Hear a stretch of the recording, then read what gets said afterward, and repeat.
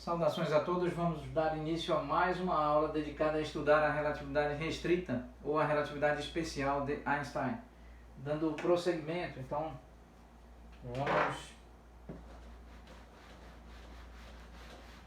continuar calculando agora o tensor velocidade em 4 dimensões. Tensor velocidade em 4 dimensões no espaço de 4 dimensões de Minkowski. Esse então é o tensor velocidade em quatro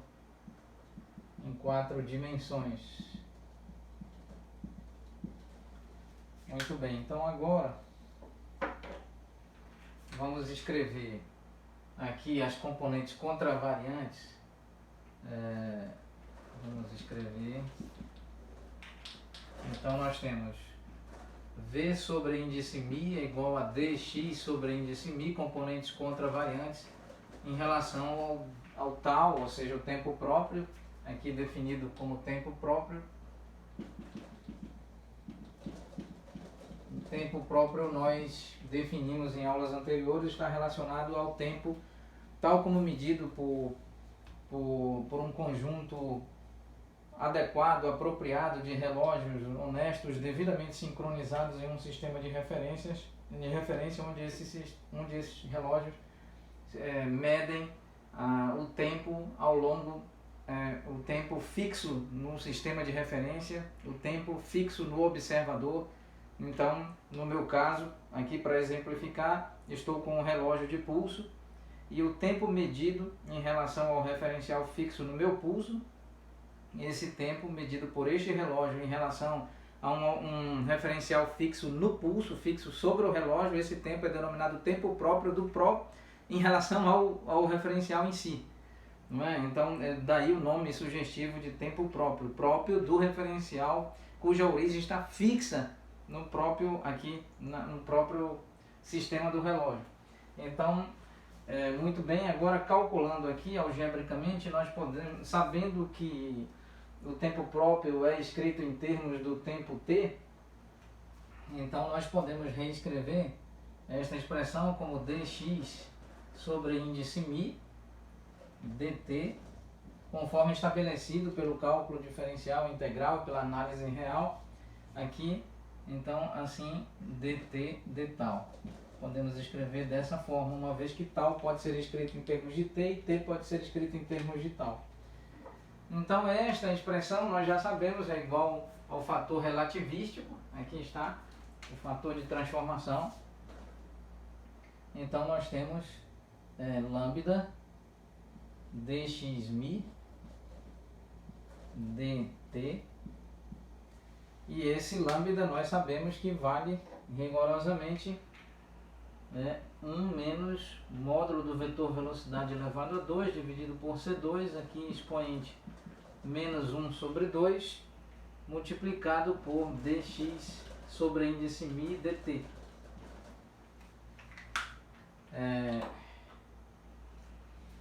Muito bem.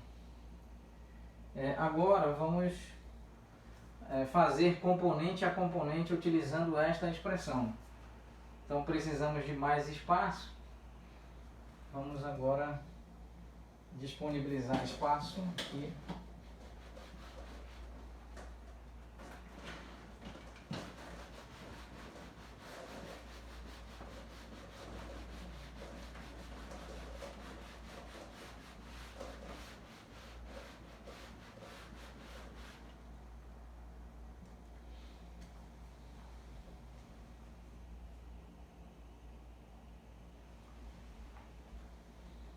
Então agora vamos escrever assim.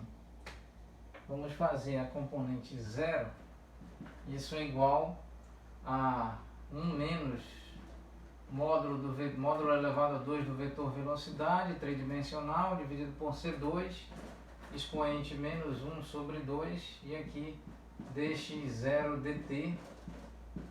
E nós sabemos que aqui nós temos, então, esse dx0 nós mostramos durante a última aula, em aulas anteriores, nós já sabemos quanto que vale, então isso pode ser escrito V contravariante, ou seja, sobre índice 0, igual a 1 menos módulo elevado a 2 do vetor velocidade tridimensional dividido por C2, expoente menos 1 sobre 2. E aqui nós temos C dt, e então isso pode ser reescrito de que forma? Como componente zero igual a 1 menos módulo elevado a 2 do vetor velocidade tridimensional dividido por C2, expoente menos 1 sobre 2 e aqui C. Então este é o primeiro resultado. Vamos separá-lo aqui. Este é o primeiro resultado. Vamos agora calcular a componente V1, a componente contravariante. Então, aqui cuidadosamente. Então, V1, como que nós vamos calcular? V1. Então, primeiro resultado. Aqui, outro resultado. Então, V sobre índice 1, componente contravariante, é igual a 1 menos módulo elevado a 2 do vetor velocidade tridimensional dividido por C elevado a expoente 2, aqui menos 1 sobre 2, multiplicado por dx1 dt. Muito bem, então dx1 dt, aqui nós já sabemos que é igual a 1 menos módulo elevado a 2 do vetor velocidade tridimensional dividido por C elevado a 2, expoente menos 1 sobre 2, multiplicado por dx dt. Então, aqui está o outro resultado, a componente 1, componente contravariante. Aqui está o outro resultado. Vamos separar. Muito bem. Agora, vamos encerrar a aula e continuaremos oportunamente apresentando as demais componentes contravariantes V2 e V3. Muito bem, agradecemos a atenção de todos vós. Muito obrigado.